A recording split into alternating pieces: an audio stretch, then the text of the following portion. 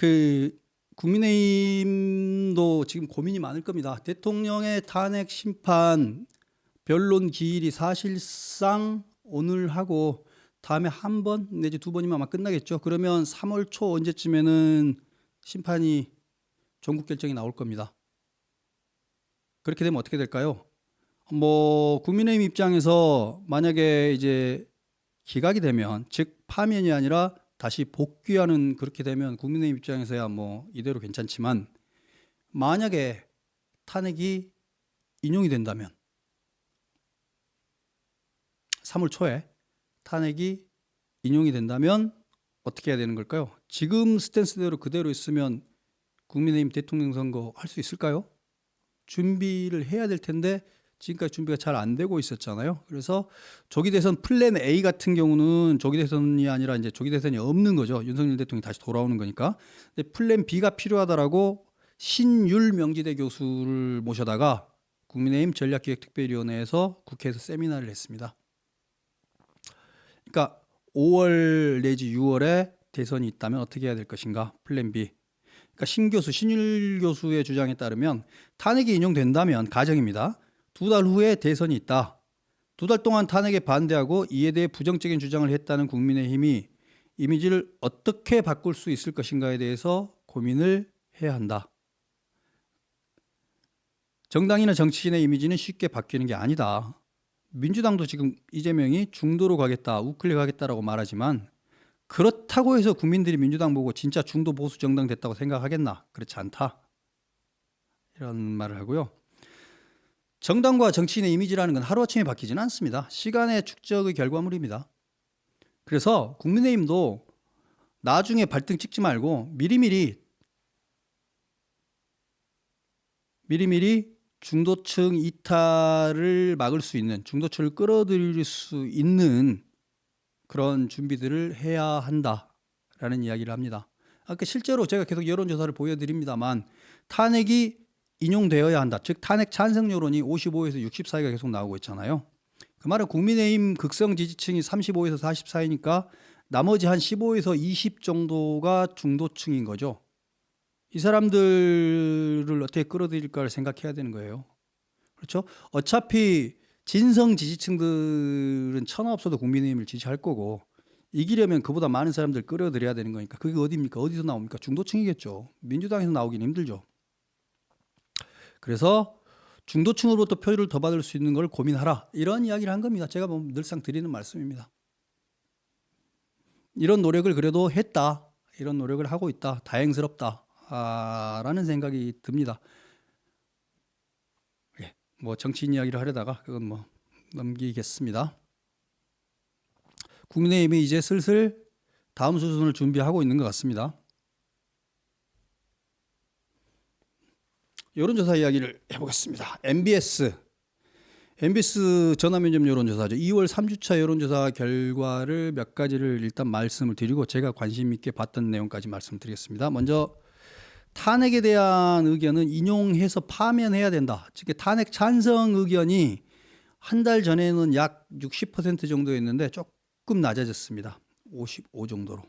그러니까 국민의힘 쪽 사람들의 의견이 극도로 지금 결집이 되어 있는 겁니다. 탄핵 인용 의견이 지지가 약간 낮아진 겁니다. 그럼에도 불구하고 여전히 탄핵 찬성이 55, 탄핵 반대가 40. 그러니까 윤석열 대통령의 복귀가 40 정도니까 여전히 파면해야 된다가 더 높은 겁니다. 그다음에 헌법재판소에 대한 신뢰, 이거 같은 경우는 갤럽 여론조사하고 거의 똑같습니다. 신뢰하지 않는다가 41%입니다. 그리고 차기 대통령 적합도도 계속 여론조사에서 봤던 숫자하고 비슷합니다. 이재명이 31, 김문수가 약간 떨어져서 10, 그 뒤로 오세훈, 홍준표, 한동훈 등의 순서. 그런데 이제 이재명하고 막상 막하로 경쟁하고 있는 건 태도 유보층 31%입니다. 이 태도 유보층 31%는 투표를 안 하는 사람일 수도 있고 마음에 드는 사람이 없어서일 수도 있습니다. 이재명이 좋은 기회였는데 2달 동안 전혀 차이를 더 벌리지 못했다고 그랬습니다. 이제 여기서부터가 제가 말씀드리고 싶었던 재미있는 이야기인데, 현재의 정치 갈등에 대해서 어떻게 생각하세요? 라는 질문에 대해서 국민의 96%가 현재의 정치 갈등, 여야의 정치 갈등을 말하는 거겠죠. 매우 심각하다. 심각하다라고 생각하는 사람이 매우 심각하다와 심각한 편이다라고 생각하는 사람이 합쳐서 96%입니다.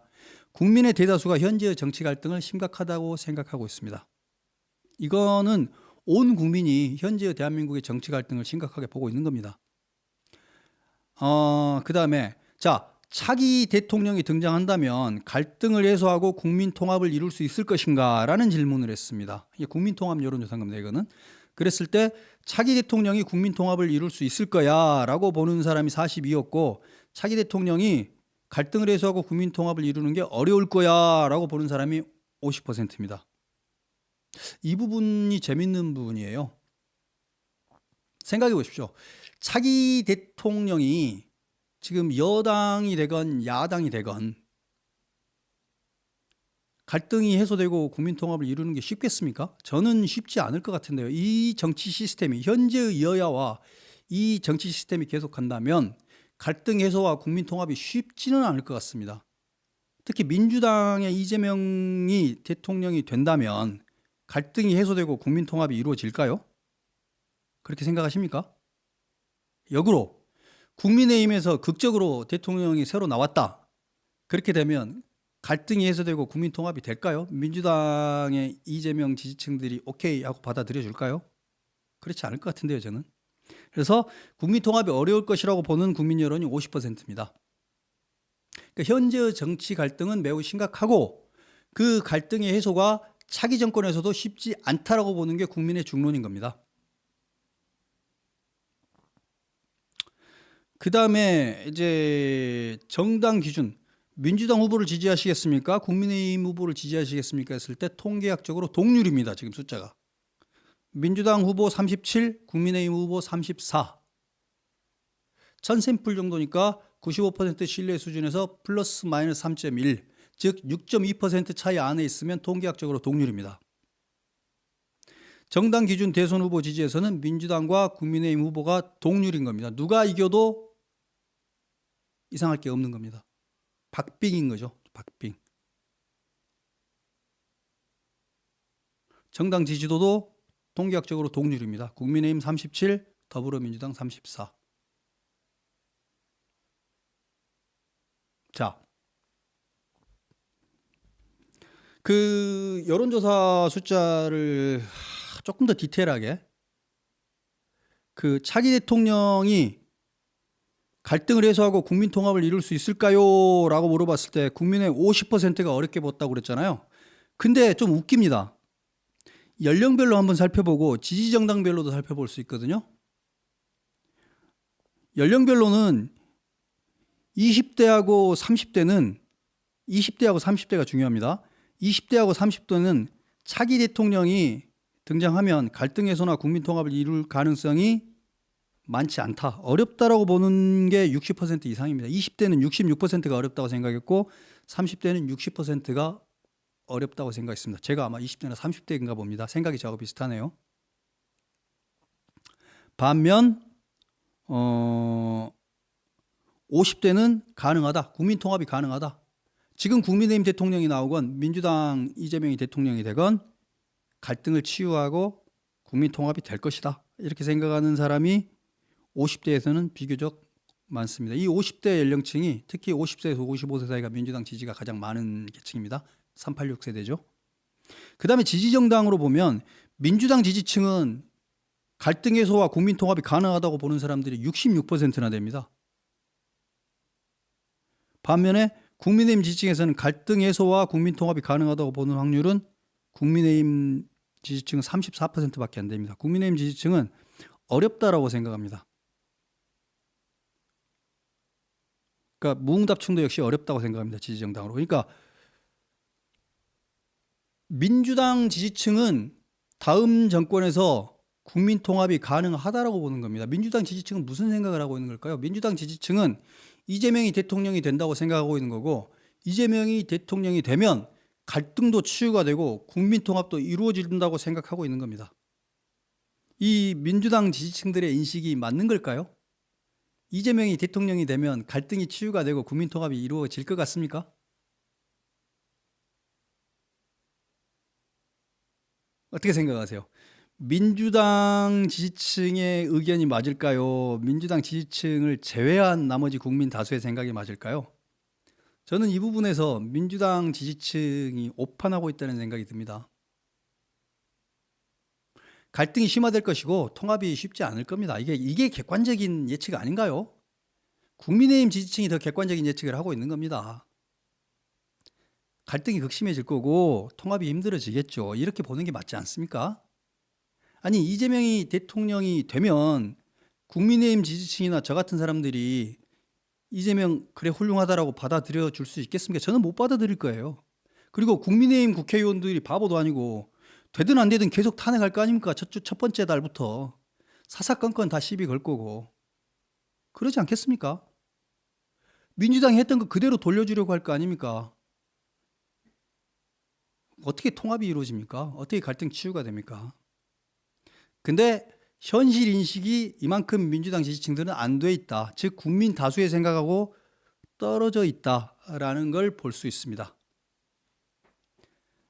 역으로 20대, 30대가 가장 현실적인 인식을 하고 있는 겁니다. 대한민국의 연령대 중에서 20대, 30대가 갈등 해소와 국민 통합이 쉽지 않을 거다라고 생각하고 있는 비율이 가장 높습니다. 20대, 30대가 가장 객관적으로 보고 있는 것 같고요. 민주당 지지층이 가장 현실 인식이 교란되어 있는 것 같습니다. 이 말씀을 드렸고, 왜 교란됐는가? 사이비 종교를 믿으면 현실 인식이 빵꾸가 납니다. 현실 인식이 고장나죠. 고장납니다. 제가 보기에는 민주당 지지층들이 현실 인식이 고장난 이유는 이재명 대통령이라는 강한 믿음 때문입니다. 교주님에 대한 강한 믿음 때문에 현실 인식마저도 자신의 신앙에 맞춰버린 겁니다.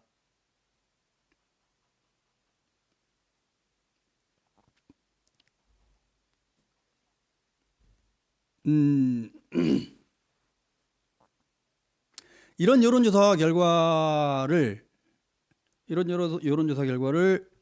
저도 보고 되게 놀랐는데, 보통 여론조사 결과는 제가 예상하는 범위 안에서 나오거든요. 저도 여론조사를 수백 개가 뭡니까? 1000개도 넘게 봤을 건데 지금까지 직접 설계도 수백 개 이상을 해봤고, 그래서 대충 질문만 봐도 어떤 정도의 비율로 답이 나오겠다가 저는 보통 예상이 되는데, 차기 대통령은 갈등을 치유하고 국민 통합을 이룰 수 있을 것이다 라고 했을 때 민주당 지지층들이 그걸 낙관적으로 본다? 저로서는 이게 도저히 이해가 안 갑니다. 질문을 잘 못 이해한 걸까요? 아무튼 여러분들이 같이 사는 사람들 중에서 민주당의 지지층들은 이런 생각을 다수가 가지고 있다. 이거는 염두에 두셔야 될 거고, 저는 되게 안타깝습니다. 이렇게 되면 아마 민주당 지지층들이 그 갈라파고스라고 그러죠. 자신들만의 독립국 같은 정신세계, 자신들만의 소수들의 정신세계로 더 똘똘 뭉쳐버릴 가능성이 있다고 생각합니다. 근데 뭐 사이비 종교야 자기들끼리 산에 들어가가지고 따로 자기들끼리 살면 되지만, 대한민국의 가장 큰 당의 지지 세력이 저렇게 국민 다수의 생각하고 달라버리면 저는 상당히 고통스러울 텐데 어떻게 될지 참 깝깝합니다.